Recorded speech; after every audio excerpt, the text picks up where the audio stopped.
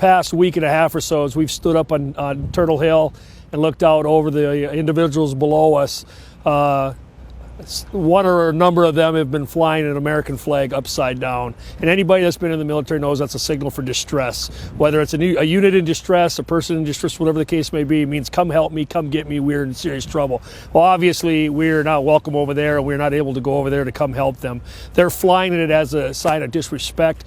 At least that's certainly the way we have been receiving it on our side. Almost like they were out for a Sunday afternoon festival and stand and take pictures with that flag, stand there and laugh and joke and with their fellow protesters while they disrespected the very symbol that gives them the right to do that. And just because you can doesn't mean you should. And to flaunt it in front of those of us who have taken an oath to uphold it and defend it just didn't sit well. As law enforcement officers, and many of us who are veterans ourselves have watched that flag flutter upside down for the past week, it has bothered us. It's bothered us because as law enforcement officers and as veterans, our very being is exemplified by that American flag. Everything we do is to protect the Constitution of the United States, and in this case, protect the Constitution of the state of North Dakota as law enforcement officers. And we've been just taunted by that flag every single day.